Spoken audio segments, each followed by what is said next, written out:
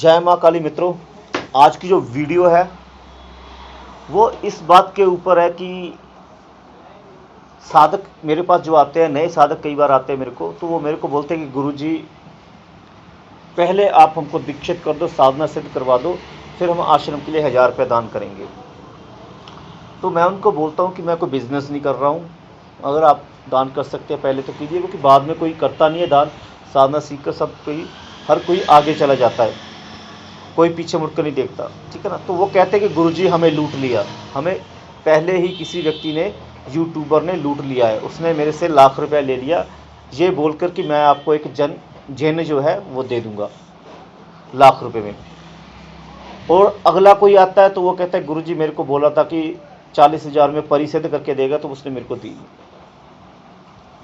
तो मैं ये बात पूछना चाहता हूँ उनसे कि पहले तो आप 3 साल के बच्चे नहीं हैं, ठीक है ना, आपका माइंड तो है ना, दिमाग तो आपका है।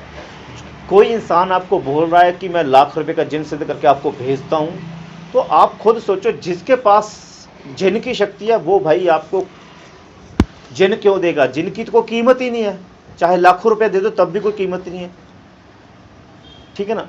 आप खुद मूर्ख बन जाते हो,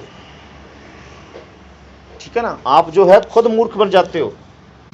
और उसमें से कई इंसान ऐसे भी आए हैं और जो कहते हैं कि परी हमें 40,000 में दे दो।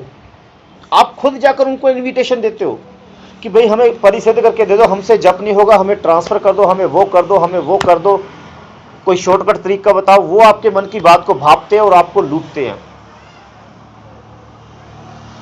अरे 3-3 4-4 घंटे जप करना पड़ता है, खुद साधना करके तो देखो, पता चलेगा सिद्धि प्राप्त कैसे होती है। 3-3 4-4 घंटे जप करने पड़ते हैं, 1.5 2-2 साल 3-3 साल तक पीछे लगे रहना पड़ता है शक्ति के, तब शक्ति सिद्ध होती है। आप उसका सौदा करने चल रहे हो 40,000 में, लाख रुपए में, और वो आपको बोल रहे हैं कि दे देंगे लाख रुपए में, 40,000 में दे देंगे, आप दे देते हो पैसे। पहले तो ये टोपे हो गए, आप खुद मूर्ख बनते हो। दूसरी बात, कई कहते हैं कि गुरुजी मैंने उसको 50,000 रुपया दिया, उसने कहा कि मेरा काम कर देगा, पहले पैसे दे दो, मेरा काम कर देगा, उसके बाद फिर पैसे देने के बाद काम हो जाएगा आपका। उसके बाद उसने स्विच ऑफ कर लिया। अभी मेरे को एक बात बताओ, आप पैसे क्यों देते हो? जिसके पास शक्ति होगी ना, पहले वो आपका काम करेगा, ठीक है ना, पहले वो आपका काम करेगा, पैसे बाद में लेगा आपसे। पूछो क्यों? आप कहोगे कि गुरुजी अगर हमने उसको पैसे नहीं दिए बाद में तो वो क्या कर लेगा? अरे भाई, जिसके पास शक्ति होगी ना, आपकी बैंड बजा कर रख देगा वो। जब उसको काम बनाना आता है ना, तो उसको काम बिगाड़ना भी आता है फिर, और ऐसा काम बिगाड़ेगा फिर 50,000 नहीं, लाख रुपया देकर आप छूटोगे। जो सही मायने में एक सिद्ध तांत्रिक होगा, शक्ति पास में होगी उसके, तो वो पहले तो पैसे देकर काम नहीं करेगा।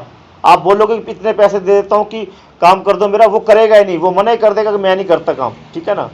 दूसरा, अगर वो करता है तो वो आपसे पहले पैसे नहीं लेगा, वो आपको कहेगा आपका काम हो जाएगा, आप पैसे, जैसे काम होगा पैसे आप दे देना, और जैसे ही आपका काम होगा सबसे पहले वही फोन करेगा आपको कि आपका काम हो गया, पैसे जमा नहीं कराए आपने।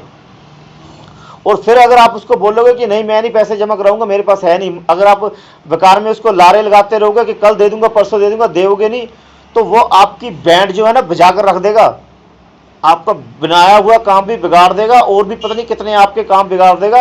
आप खुद उसके पांव में पड़ोगे कि भाई हमसे गलती हो गई, मैं आपके पैसे अभी भेजता हूं, और फिर वो 50 नहीं लाख रुपया डलवाएगा आपसे, जिसके पास शक्ति होगी।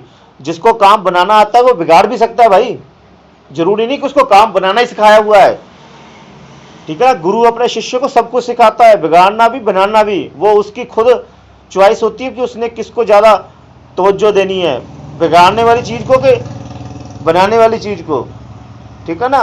तो ऐसे आप खुद लूटते हो। पहले तो आप अपना दिमाग को चलाया करो थोड़ा सा, ताकि आपको कोई लूट ना सके। आप खुद लूटने के लिए जाते हो तब लूटते हैं आपको। और दूसरी बात,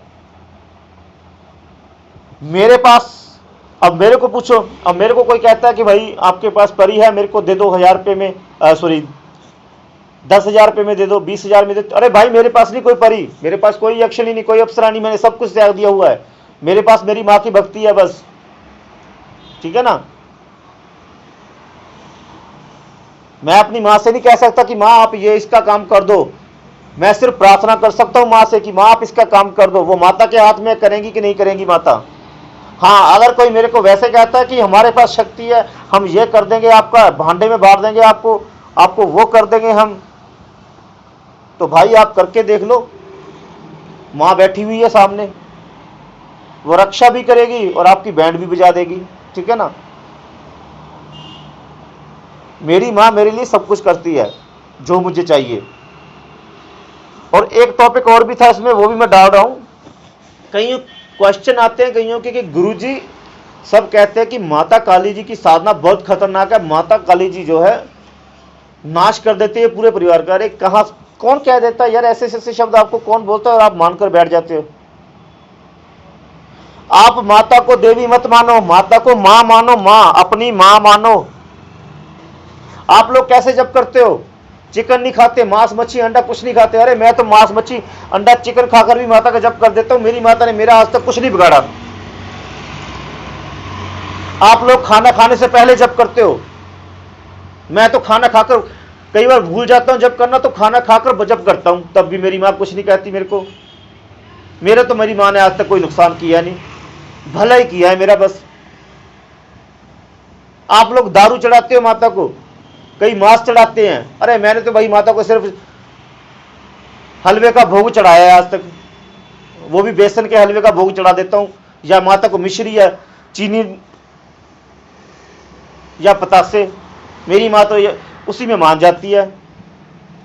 और आप शमशान घाट में जाकर माता को दारू देते हो, मांस देते हो, फिर भी माता आपके कहने पे काम नहीं करी। अरे भक्ति से जुड़ो माँ से, भक्ति, माँ और पुत्र का जो रिश्ता होता है वो बनाओ पहले माँ के साथ, भक्ति से जुड़ो। भक्ति में शक्ति है, जब जुड़ोगे ना तो मैं कहता हूं कि माता रक्षा भी करेगी, और कोई साधना भी करोगे तो माता खुद पास में खड़ी होकर आपकी वो साधना सफल करवाएंगी। अपने स्वार्थ को जो है ना निकाल कर दूर फेंक दो, स्वार्थी मत बनो। आप माता की साधना करते हो, किसी को पैसा चाहिए, किसी को प्रॉपर्टी फंस गई, किसी के दुश्मन है, किसी को कुछ है, किसी को कुछ है, अरे यार ये सब छोड़ दो, मां के चरणों में जाओ, कहो कि मां बस तू जितना मर्जी जोर लगा ले, मैं तेरे चरण नहीं छोड़ूंगा, तू जितनी मर्जी परीक्षा ले ले, मैं तेरे चरण नहीं छोड़ूंगा। माता की परीक्षा में पास हो ना, माता परीक्षा लेती है तो पास होकर दिखाओ माता की परीक्षा में। एक बार पास हो गए तो माता उठाकर अपनी गोद में रख लेगी, तो आपका बाल बाका भी नहीं होने देंगी, ठीक है ना। तो ये जो आपके मन में भ्रमजाल है कि माता नाश कर देती है पूरे परिवार का, माता क्रोधित हो जाती है, अरे कुछ नहीं होती माता क्रोधित। माता क्रोधित होती है अपने भक्तों के शत्रुओं पर, जो उसके भक्त को बेकार में तंग करते रहते हैं, उनके लिए गुस्से वाली है मां, ठीक है ना, आपके लिए नहीं है। बाकी जैसा बोओगे वैसा फल खाओगे, जैसी सोच वैसा भेष बन जाएगा आपका। चलो ठीक है, वीडियो लंबा हो जाएगा। ये वीडियो मैंने अपने एक शिष्य गगन था, उसके कुछ मैंने शब्द सुने थे, तो उनके लिए मैंने, उनके कहने पर मैंने ये वीडियो बनाया था। मैं वीडियो आपको जल्दी आगे कई और साधनों के बारे में बताऊंगा, कल को वीडियो अपलोड करूंगा। आज आप सबके लिए यही था। माता आपको सभी प्रकार के सुख प्रदान करे। जय मां काली।